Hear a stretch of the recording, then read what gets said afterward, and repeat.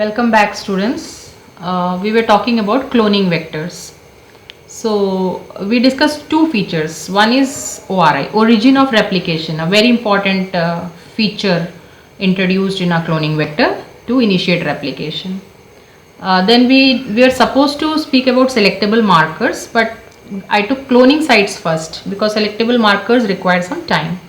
So what are cloning sites? Those regions where you can which has a sequence that can be cut with a specific enzyme and an insert can be added there. That is called the cloning sites. Now we will talk about selectable markers. What are selectable markers? What is its role in rDNA technology? So selectable markers here in this particular case, I'll take an example of artificially designed plasmid called PBR322. With that I will explain selectable marker. Okay, so let's move to the board. So as I said, we discussed about ORI and cloning sites. Now we move to selectable markers. What are selectable markers? These are regions introduced artificially. Why?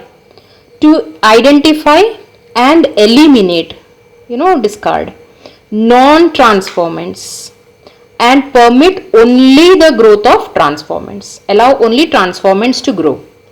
So first of all, what is the meaning of the word non-transformant and transformants? We have to come to that. So before I come to that, because with an example only I can tell you. So before I come to that, let me talk about a cloning vector. Example of a cloning vector called PBR322. P stands for plasmid because this is a artificially designed plasmid from an E. coli. A simple plasmid is redesigned, is altered or is genetically engineered with certain features. So because it is a plasmid redesigned, you use a small case P. B, who is the scientist, Bolivar, and the second scientist R from the name Rodriguez. These were the two scientists who designed this PBR322 as an artificially designed vector. They genetically engineered it with new genes in it. Okay, and 322 is the number because they designed more PBRs from that same plasmid. There are more PBRs for various technology, recombinant technology. So this one is designated as 322. So that is how the naming goes. Now, how did they alter it? What are the features they introduced? So for 12th class, the main focus for you people should be that, see, these four dark areas. Here I am also presenting the picture of PBR full as given in your NCERT. But then see this one just for the learning purpose. These four dark shaded regions are the main focus for 12th class. What are those four genes? You should call it genes. So start from here. There is a gene called ROP. They have labeled it as ROP, named it as ROP. That is a gene which codes for a protein, and that protein controls the ORI. In the previous video, I discussed that ORI in a designed vector, in a genetically engineered vectors, may vary according to the capability of copy numbers. Some may have few copy numbers in a cell while replicating. It will replicate only 1 or 2 copies. Some may copy 50 or 100. So this is the protein which controls that ORI to make how many copies in the host cell. It depends on this protein. Okay, so the ROP letter used is replication of plasmid. Proteins necessary for replication of the whole plasmid. So ROP, replication of plasmid. So protein controls the ORI and allows the replication of the plasmid how many times in that host cell. So that depends on that protein. Here PBR322, they take it as 20 copies per cell. Clear? So that is one gene, very important to be asked in the questions like what is ROP? What is its function? So it's a gene coding for a protein which allows replication of plasmid and it controls the copy number. Okay. Then second feature here, ORI, we already discussed. Every genetically engineered plasmid should have an ORI. Only then replication will be initiated. This will control copy numbers, but shuru hona hai na, so that is why ORI. Now, two new features I have labeled here. Gene AMP and above superscript I have written RT. TET I have written superscript R. Gene resistant to ampicillin. This one, gene resistant to tetracycline. What are ampicillin and tetracycline? Everyone knows they are antibiotics. So PBR322 has been, the ordinary plasmid has been cleaved and a gene for resistance to ampicillin has been introduced. Why? Also, gene for tetracycline resistance is introduced. Why? They are going to act as selectable markers. I'll talk in detail a little while later. Before that, you can see some markings I have given but not labeled. You see in the picture here or in your NCERT book, they are all names of enzymes. All those areas I have marked, they have written names of enzymes there. I have not written here. I'll explain you how it goes. Now, so 4 genes, this you have to study. Gene for again replication of plasmid, gene for initiating replication, gene giving resistance to ampicillin. If this plasmid is introduced into a host cell, that host cells will survive in ampicillin, and the ampicillin is an antibiotic, it should kill the bacteria. But when this gene is there, the cell will survive. Otherwise, normally E. coli cells having a normal plasmid, they die in ampicillin. So when this feature is introduced, they can live inside ampicillin in the media if ampicillin is given. Same way, if tetracycline is given, they will live. Okay, if tetracycline is not there and they are cultured in tetracycline media, they will die. So if gene resisting that antibiotic is there, only then they will survive. 2 more antibiotics names you have to read for your exam purpose, given in the NCERT book. One is chloramphenicol and another is kanamycin. These are other antibiotic resistance genes that are introduced into artificially designed vectors. So one is ampicillin resistant gene, tetracycline resistant gene, then these two, chloramphenicol and kanamycin. Okay.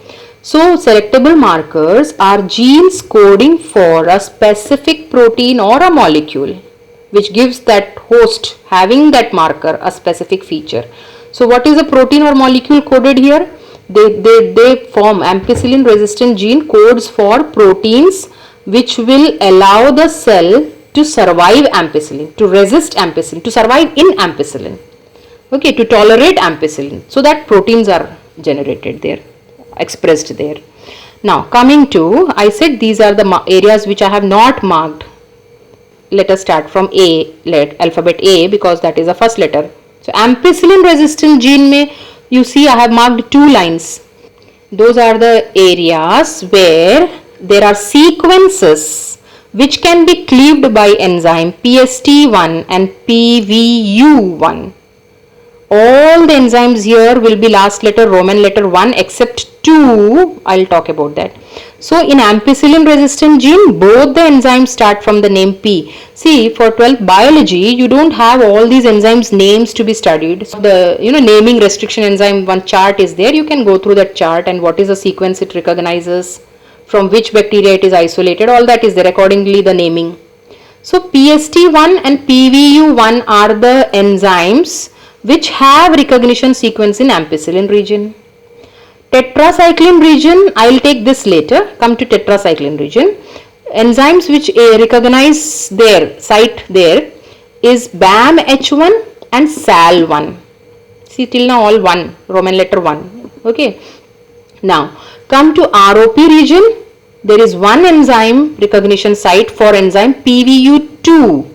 PVU1 is already over, so the next time when you talk about, take it as 2. This is only one place where it is different, and one more. So we covered the areas. ORI is origin, so there is nothing there. Ampicillin has 2 recognition sites, that means for 2 different enzymes. Tetracycline has 2 different sites for these 2 enzymes, one for this, one for this. That means if you cut with BAMH1, that site which BAMH1 recognizes will open, and you can keep an insert there. You can introduce an insert there. That is the meaning. ROP area, there is one recognition sequence for the enzyme PVU2. I hope this is clear. So 1, 2, 3, 4, 5 over. Come back to area between ampicillin and tetracycline. Ampicillin is this, tetracycline gene is here. In between them, there are 3 recognition sites for one for EcoR1, one for Cla1, and this is the again another different Roman letter 3, Hind3. So you have EcoR1, Cla1, Hind3 enzymes recognizing site here. Recognition sequences. See, when I say recognition sequence, in this much area we cannot draw. In books they cannot draw so much. Actually, if I, for example, if I talk about recognition site of EcoR1, I have just put one line there. But what is it? This is the sequence. EcoR1 recognizes GAA-TTC 523. GAA-TTC. This palindromic sequence is there. That is the meaning. So for every enzyme, their respective sequences are there and they cleave at a particular site. And if you are using EcoR1 to cut this site, you have to use EcoR1 to bring an insert, to cut an insert and bring and paste it there using ligase. That is how the whole thing goes. So I hope this much is clear.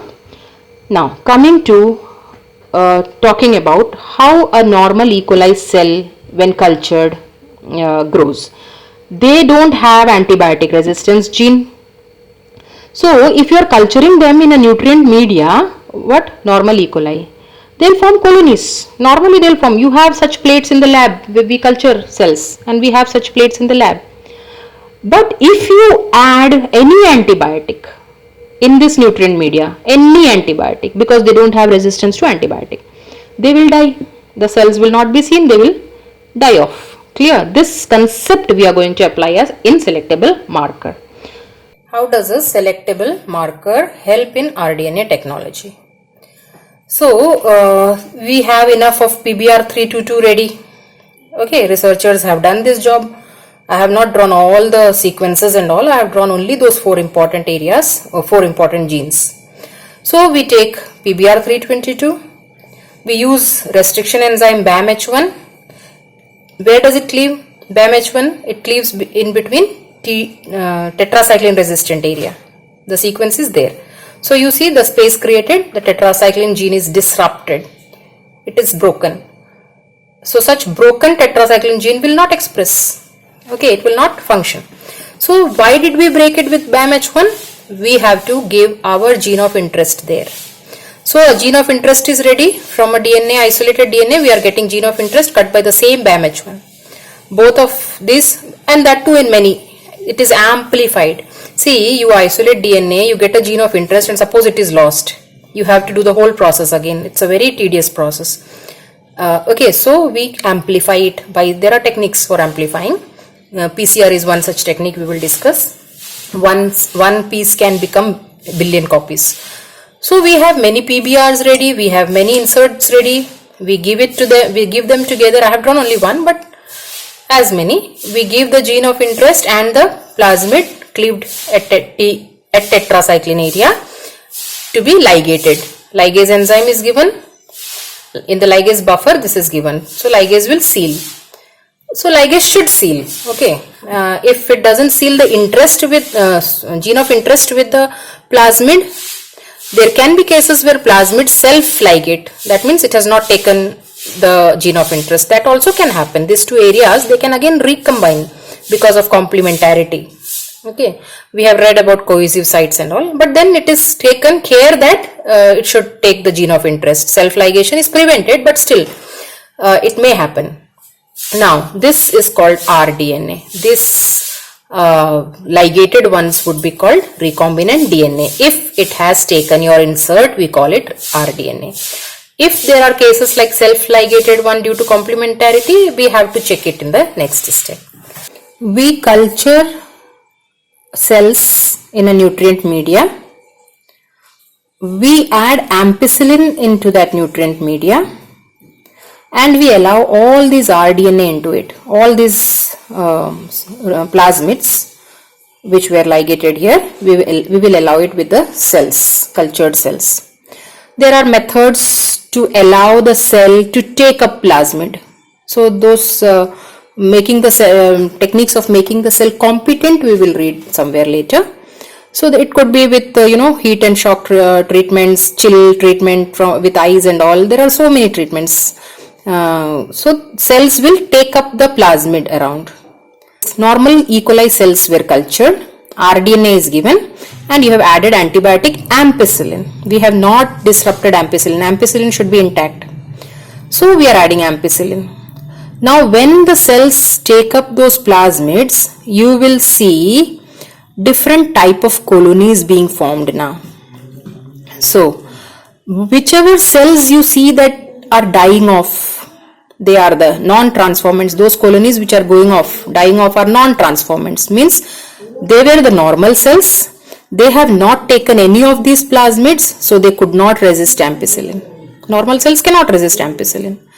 So they could not resist ampicillin because they don't have this region. They have their normal plasmid. So they die off, gone. Now, cells that survive, they will form different colonies. But all those colonies which survive are called transformants. They are transformed. I am not using the term recombinant. I am using the term transformant. They are transformed from normal E. coli cells to, they have taken the this kind of thing, PBR. Whether with insert or without insert, they have taken that PBR. So they are transformed. They are called transformants. So in this master plate, now you have only transformants, because both the cells had ampicillin intact, so they survived. And now these colonies, we will mark it as colony A and colony B. And now the next step is we will culture it again in tetracycline. See, once we cultured with ampicillin, it's a little cumbersome process, a little tedious process, but then you have to study. Though this process is not practiced much in our DNA technology now, there is another process which we will discuss called blue-white selection, which is easier. So, but you have to study this as it is given in the book, no way out. So now the second culturing, first culturing from master plate, we cultured it in ampicillin. So ampicillin both are having, so they are intact. So now we will culture it in tetracycline. So now this is the master plate I have drawn again. We cultured it in ampicillin. Those cells which died, they are the non-transformants. These two colonies, they are the transformants. We label it as A and B.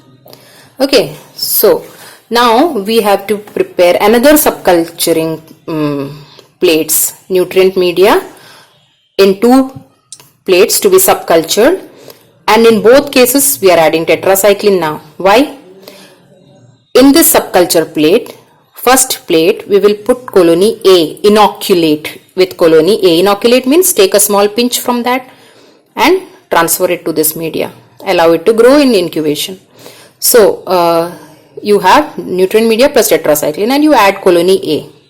Suppose the cells die. See, this is just a supposing. Okay, this cells die I am saying here. I can say cells may die here also, but I am just taking in for explanation.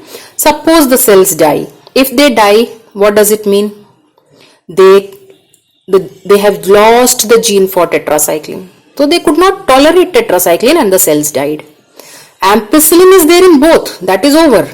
That is, ampicillin is meant only to differentiate between transformants and non-transformants. They allow you to discard the eliminate the non-transformants, I said in the beginning, and select the transformants. So we selected transformants.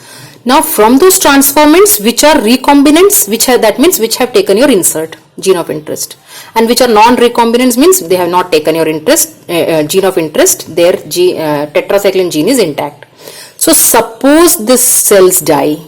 So what do you assume? That these have lost the gene for tetracycline. So they have taken the gene of interest. That is why the tetracycline gene was disrupted and बीच में insert आ गया. They are called recombinants. We use this colony for further purpose. Okay, for getting a product. Whatever gene we introduced, that product we should get. No, for that. And the second culture plate, subculture plate, you are inoculating it with B, colony B, suppose. Okay, or vice versa. So the nutrient medium and tetracycline, suppose the cells live. You see the cell, if you see the cells are living, they are surviving, making colonies larger, that you have to guess, you have to assume that these are the cells, these would be the cells where tetracycline resistant gene is still intact. So they have not taken your gene of interest, the insert is not accepted. So these are your non-recombinants. हमको ये नहीं चाहिए, discard them. So it could be vice versa. If this colony dies, that means if these cells die, that means this colony from they have died, no, we will have to take from the master plate. So if these are the cells which die, then these are your recombinants. Okay, so like that, vice versa. So use the colony from the master plate, which are the recombinants. You come to the conclusion which are the recombinants, use them from the master plate for the product that is coded by the gene of interest. So here two most important things you have to remember is ampicillin resistant gene allows you to identify and eliminate non-transformants, whereas tetracycline gene allows you to differentiate recombinants from non-recombinants. So I think the topic is clear.